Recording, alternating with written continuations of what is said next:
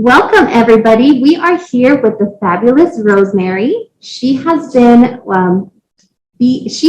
bookkeeper for the last 15 years, and currently she's working at the Keepsake Trophy and Engraving right across the street of the Sam Garcia Library.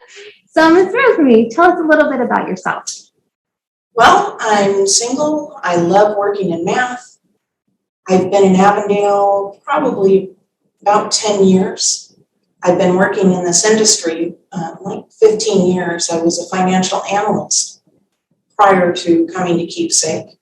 And the only reason I came to Keepsake is my sister runs and owns the business and she needed some help. So I've been working with her for 10 years, I think. Wow, I didn't know you guys were sisters. Yeah, that's wonderful. So what are your main responsibilities as a bookkeeper? Well, my responsibilities as a bookkeeper is order entry, invoicing, calling customers and asking them to pay their bills if they haven't already, tracking inventory, counting inventory, paying vendor invoices, placing orders with vendors. Those are the folks that give us the product that we sell to the customers. I do sales taxes, I do payroll taxes, I do product taxes, everything that is entails in the accounting department. Wow. So that's what I do. That's awesome. It sounds like you're busy all the time. I am always busy. The days must go really fast. Sometimes it's a 12-hour day. So speaking about that, what is a typical day or week like for you? Well, Mondays is answering emails for customers that have placed orders either via our online service or emailing us, entering them into the system, making sure that we have a product to fill the orders, and getting them out to production, making sure that I've given production enough timeline to be able to process the orders. Typically Tuesday is when I start doing my invoice entries of vendors that have sent me invoices for product that I have ordered. My week is typically a rotation of answering emails, talking to vendors on the phone, talking to vendors via email, taking care of our customers because they're the most important thing. That's awesome. What attracted you to pursue bookkeeping? I've always loved doing numbers. When I went to college, I thought I wanted to be a child psychologist. Oh. But then I started taking business courses and I discovered that I really loved business. And numbers have always been easy for me. And my first job here in Arizona was back in 2000. I was working for a company that was in construction. And I started finding out that I really enjoyed doing the accounting portion. Mm-hmm. Within a year, I was a financial analyst for them. I went from this position to this position. And I started creating spreadsheets and just to be able to track how a job is doing because they're multi-million, sometimes billion-dollar jobs. My goodness, that's a lot of responsibilities on your shoulder. It really is, but it's fun because you get an opportunity to see how a business truly works and keep everybody on the same team. Everybody knows exactly what's going on. That's awesome. So you said a little bit that you were attracted more to numbers and the business side of it. So is that why you chose this career? It is why I chose this career. When I became a financial analyst and I started analyzing our projects and then traveling to different locations and training them on the software, it was just something that I absolutely loved, being able to take control of a project and figuring out how we can actually make money while tracking the same funds. Okay. So what goals do you have in your career? Well, at my age, at my age, my goals are being able to leave the office for the day without having to think about work when I got home. Because a lot of what we do in accounting is constantly thinking, how could I have done this better? And of course, waking up in the middle of the night thinking, oh, did I do that?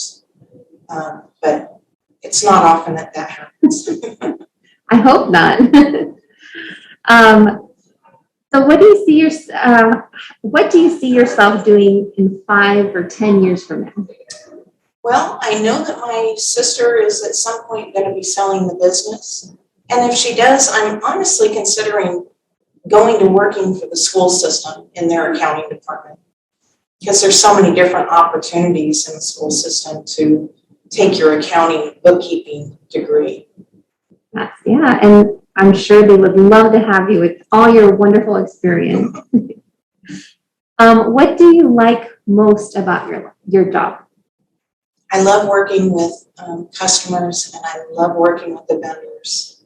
I love being able to solve problems of financial issues. I love working with my sister. I mean, but that is my job, taking care of her finances of the office.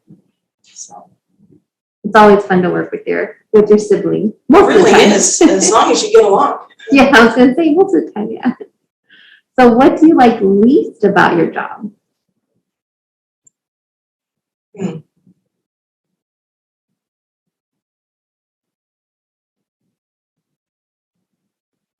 Probably the long hours. A great day is if I can work 9 hours and go home. But sometimes I tend to work more hours than that because I just cannot concentrate at home if I don't have my desk situated with everything that's going on.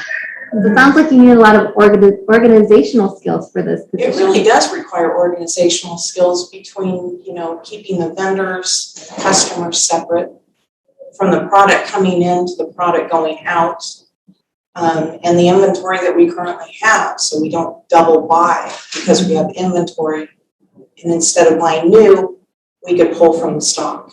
Ah. So what would you say is the most difficult part of your job? I think the most difficult part of my job is probably when we're really slow. It's not very often. We are very blessed in our business, but sometimes it's really difficult to juggle the finances between incoming and outgoing. Deciding, okay, well, do we make that purchase since our sales are not what they should be? Mm-hmm. And then, of course, you've got employee payroll. You've got to always be thinking about the payroll. But that's just part of my job, not necessarily every bookkeeper does payroll. Oh, so it's not part of the job? Well, it's part of my job as a bookkeeper, but it's not. In most corporations, payroll is its own department, its own division. Oh, gotcha.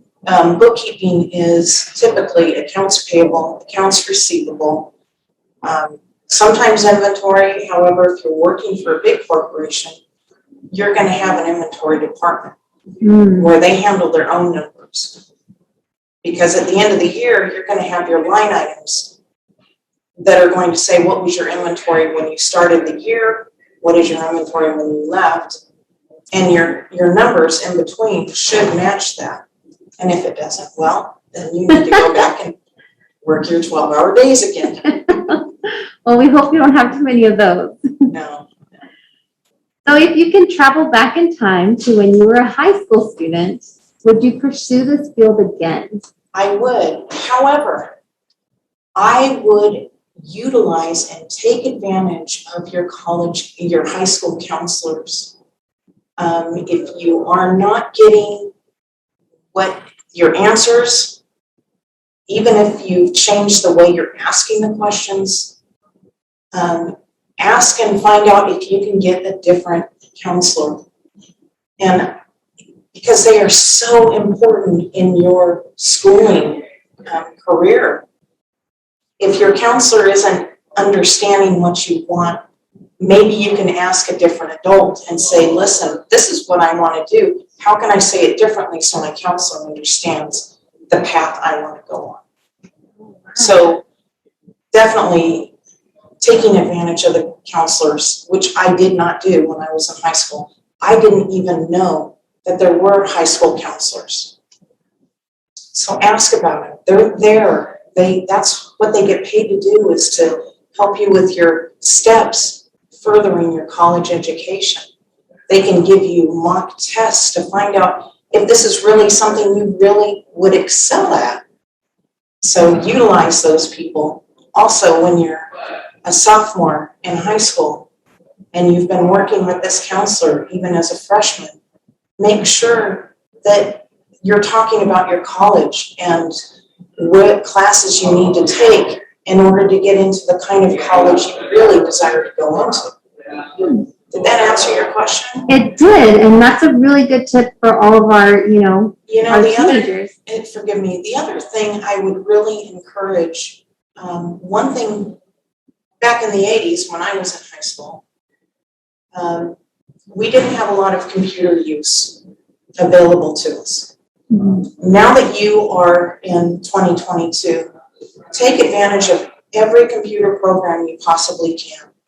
Learn Excel backwards and forwards. Learn PowerPoint if it's available to you.